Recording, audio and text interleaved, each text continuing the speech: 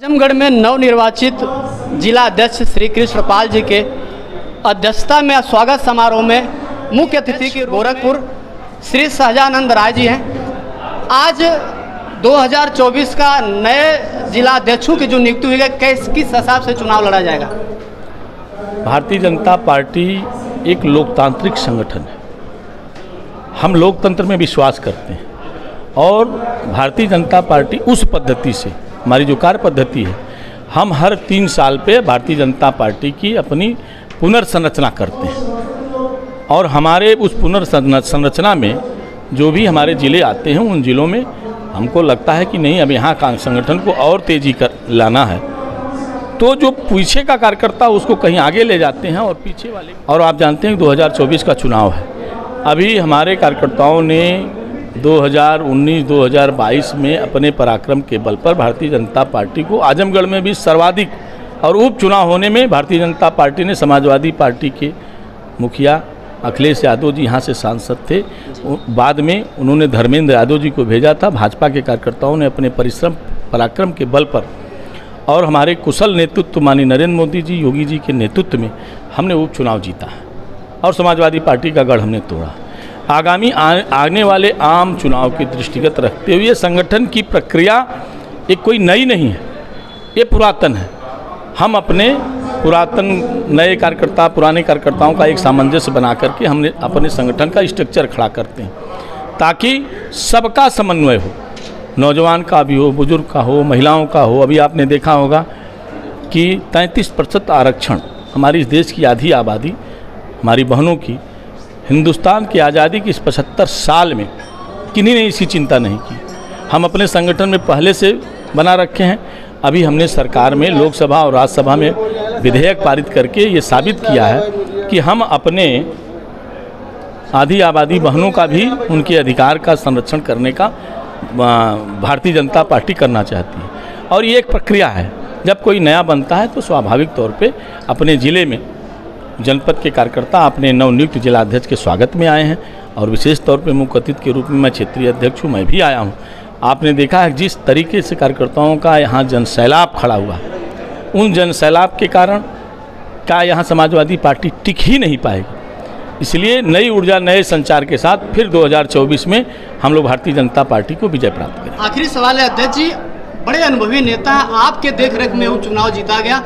जिस गढ़ को लोग गढ़ में हमेशा बनाकर अपना नाम रोशन करते थे, आपके बड़े मेहनत के बाद सांसद दिनेश लाल निरहुआ जी जीते हैं और बार बार आपका हमेशा सम्मान करते हैं। इस बार अपने समाजवादी पार्टी के राष्ट्रीय महासचिव शिवपाल जी सीधा बैंक कस रहे हैं कि नौटंकी बाजों को इस बार खेत कर भगा दिया जाएगा।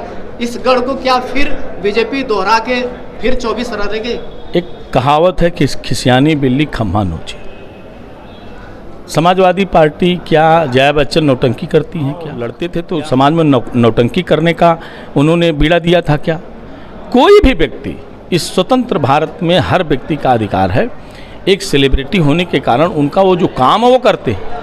लेकिन अगर किसी के मन में ये भाव है कि मैं समाज में सेवा करना चाहता हूँ और सेवा के माध्यम से लोगों को आगे बढ़ाना चाहता हूँ, तो भारतीय जनता पार्टी के सदैव दरवाज़ा खुला है। दूसरी बात, आपने जो कहा कि आजमगढ़ में, ठीक है, आजमगढ़ कभी समाजवादियों का गढ़ हुआ करता था, लेकिन आज पूरे आजमगढ़ की जनता इस देश के यशस्वी प्रधानमंत्री माननीय नरेंद्र मोदी जी की जन कल्याणकारी योजनाओं के कारण, उत्तर प्रदेश के यशस्वी मुख्यमंत्री पूज्य योगी आदित्यनाथ जी की कानून स्थापना के कारण हर व्यक्ति, चाहे अगड़ा, पिछड़ा, अनुसूचित, महिलाएं, जो भी है, सब ये लोग मानते हैं कि भारतीय जनता पार्टी के सुशासन काल में हम सुरक्षित हैं।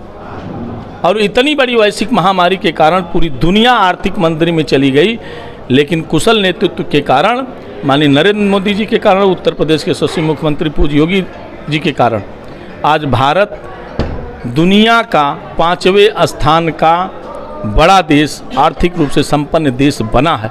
ये हमारे नेतृत्व के कारण ही बना, और उसमें हम अपना योगदान नहीं, हम सबकी सहभागिता, सबका साथ, सबका विश्वास, सबका साथ के माध्यम से हमारा जो मूल मंत्र है उसके आधार पे हम आगे बढ़ रहे हैं।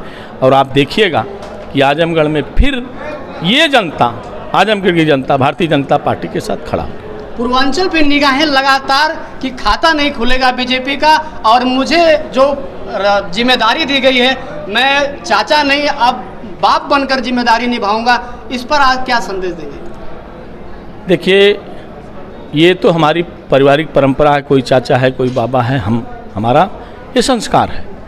लेकिन पूर्वांचल में जो लोग कहते हैं खाता नहीं खुलेगा, मुझे लगता है कि अब इस पूर्वांचल की जनता इटावा और सैफ को जान चुकी है कि यहाँ केवल छलने के लिए आते हैं, और उनका सच में कोई हितैषी है तो भारतीय जनता पार्टी और भारतीय जनता पार्टी के नेता हितैषी हैं।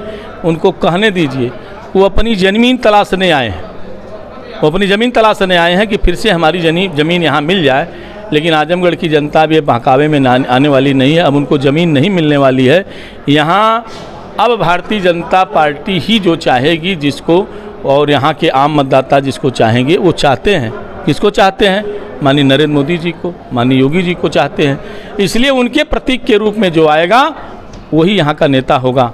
इनको चाचा और भतीजा को कहने दीजिए, वो अपनी ज़मीन तलाशने आए हैं। अब आजमगढ़ की जनता उनको ज़मीन देने वाली नहीं। आखिरी आज आजमगढ़ के लोगों को क्या संदेश देंगे?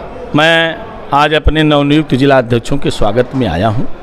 मैं आजमगढ़ के हर सभी एक कार्यकर्ताओं का मैं हृदय से अभिनंदन करता हूँ, वंदन करता हूँ, और मैं अपने सभी कार्यकर्ताओं से ये अपेक्षा भी करता हूँ कि हमारी भारतीय जनता पार्टी संगठन के माध्यम से जो सेवा का संकल्प ली है, हम सब मिल कर के एक नए संकल्प, नए जोश के साथ फिर से भारतीय जनता पार्टी के इस संगठन को ऊंचाई तक ले जाएंगे।